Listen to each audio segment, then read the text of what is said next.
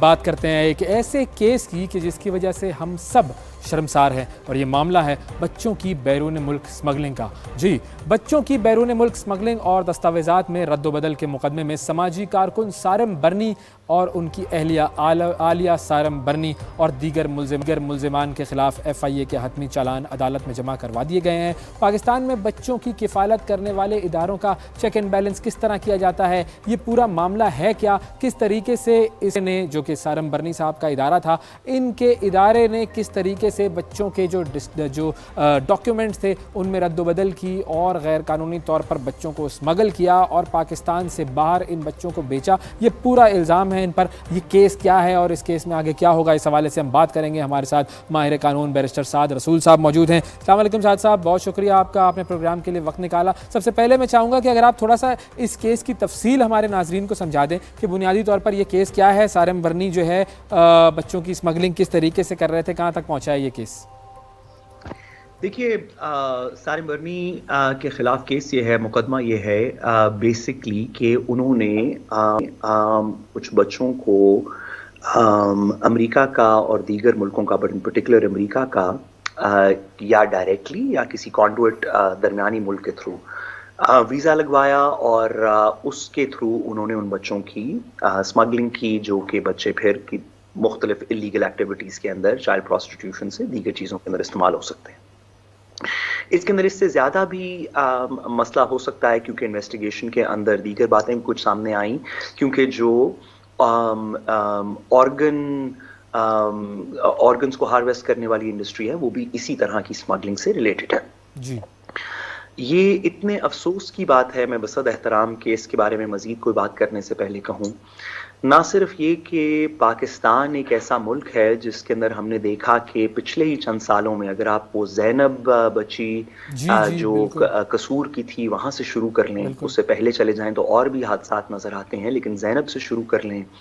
تو پاکستان کے اندر اتنی انفارچونیٹ بات ہے، اتنے دکھ کی بات ہے، ہمارے سب کے دل توڑ دینے والی بات ہے کہ بچوں کے ساتھ زیادتیوں کے کیسز یا بچوں کی اسمگلنگ کے، بچوں کو کسی اور اللیگل ایکٹیویٹی کے اندر شامل کرنے کے مقدمات زیادہ سے زیادہ بڑھتے جا رہے ہیں۔ اور اب اس کیس کے اندر سب سے جو دو باتیں جس نے تقریباً سب پاکستانیوں کا دل توڑ دیا، پاکستانیوں کا کیا، ساری دنیا میں جس نے سنا، وہ ایک دفعہ تو کانوں کو اس نے ہاتھ شاید لگایا ہو،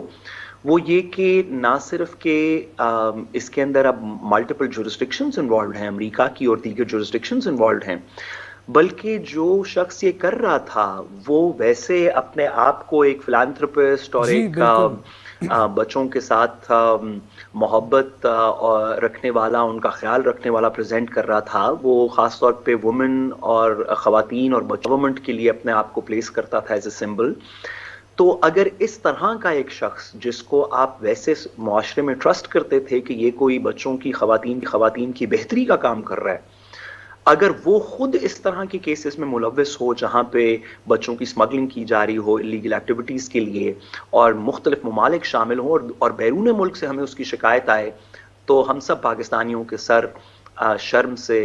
جھک جانے چاہیے، اور جو بھی اب جب کہ انہوں نے ایفیکٹولی اس بات کو تسلیم بھی کر لیا ہے، تو جو بھی سخت سے سخت سزا ہے وہ اس طرح کے شخص کو دینی۔ اب یہ امریکہ بھیجے جا رہے تھے بہت سارے بچے، تو امریکہ میں بچوں کو گود لینے کا قانون ہے کیا، اور یہ کس طریقے سے پاکستان سے امریکہ بچے بھیجے جا رہے تھے، پروسیس کیا اختیار کیا جا رہا تھا؟ دیکھیے، اندر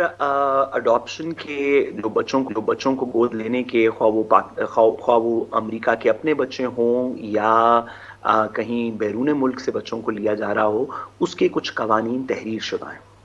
امریکہ کے اندر adoption and safe families act ہے 1997 کا، جو وہ پروسیجر لسٹ ڈاؤن کرتا ہے جس کے تحت آپ کسی بھی بچے کو گود لے سکتے ہیں، خواہ وہ امریکن ہو یا بیرون ملک کا ہو۔ بیرون ملک والے بچوں کے اندر ایک ایڈیشنل بات ہے کہ ان کے جو امیگریشن کے قوانین ہیں ان کو بھی پورا کرنا ضروری ہے، تاکہ وہ بچہ لیگلی امیگریٹ کر کے امریکہ کے اندر آئے اور پھر اڈاپشن کے پروسیس کے تھرو،